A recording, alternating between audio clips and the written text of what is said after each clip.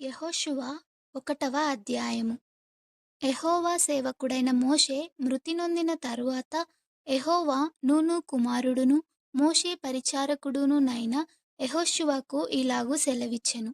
నా సేవకుడైన మోషే మృతి నొందెను. కాబట్టి నీవు లేచి నీవును ఈ జనులందరును ఈ యొర్దాను నది దాటి నేను ఇశ్రాయేలీయులకిచ్చుచున్న దేశమునకు వెళ్ళుడి.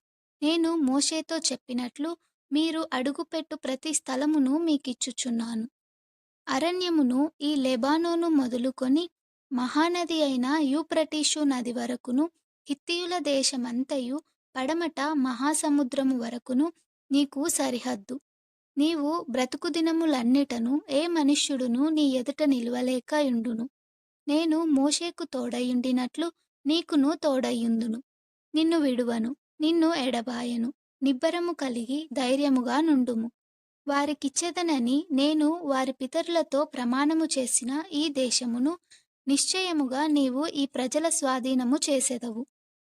అయితే నీవు నిబ్బరము కలిగి జాగ్రత్తపడి బహుధైర్యముగా నుండి నా సేవకుడైన మోషే నీకు ఆజ్ఞాపించిన ధర్మశాస్త్రమంతటి చొప్పున చేయవలెను.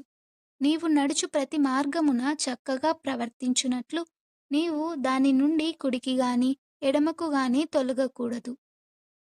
ఈ ధర్మశాస్త్ర గ్రంథమును నీవు బోధింపక తప్పిపోకూడదు. దానిలో వ్రాయబడిన వాటన్నిటి ప్రకారము చేయుటకు నీవు జాగ్రత్త పడునట్లు దివారాత్రము దాని ధ్యానించిన ఎడల నీ మార్గమును వర్ధిల్లజేసుకొని చక్కగా ప్రవర్తించెదవు. నేను నీకాజ్ఞ ఇచ్చియున్నాను గదా. నిబ్బరము కలిగి ధైర్యముగా నుండుము. దిగులు పడకుము, జడియకుము. నీవు నడుచు మార్గమంతటిలో నీ దేవుడైన యెహోవా నీకు తోడయుండును.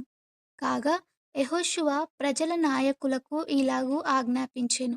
మీరు పాలెములోనికి పోయి జనులతో ఈ మాట చెప్పుడి. మీరు స్వాధీనపరచుకొనుటకు మీ దేవుడైన యెహోవా మీకిచ్చుచున్న దేశమును స్వాధీనపరచుకొనబోవుటకై 3 దినముల్లోగా మీరు ఈ యొర్దానును దాటవలెను.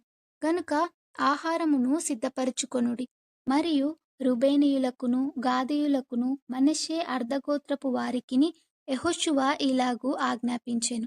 యెహోవా సేవకుడైన మోషే మీకాజ్ఞాపించిన సంగతి జ్ఞాపకము చేసుకొనుడి. ఎట్లనగా మీ దేవుడైన యెహోవా మీకు విశ్రాంతి కలుగజేయుచున్నాడు. ఆయన ఈ దేశమును మీకిచ్చును.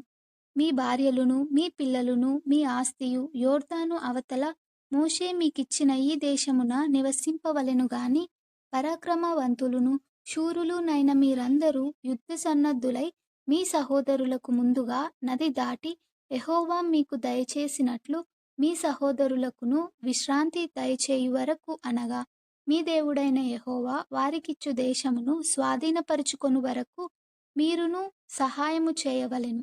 అప్పుడు తూర్పున యొర్దాను ఇవతల యెహోవా సేవకుడైన మోషే మీకిచ్చిన మీ స్వాస్థ్యమైన దేశమునకు మీరు తిరిగి వచ్చి దాన్ని స్వాధీనపరచుకొందురు.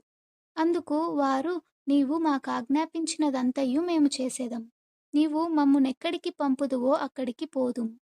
మోషే చెప్పిన ప్రతి మాట మేము వినినట్లు నీ మాట విందుము. నీ దేవుడైన యెహోవా మోషేకు తోడయుండినట్లు నీకును తోడయుండునుగాక.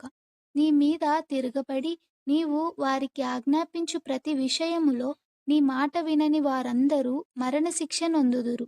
నీవు నిబ్బరము కలిగి ధైర్యము తెచ్చుకొనవలెనని యెహోషువకు ఉత్తరమిచ్చిరి.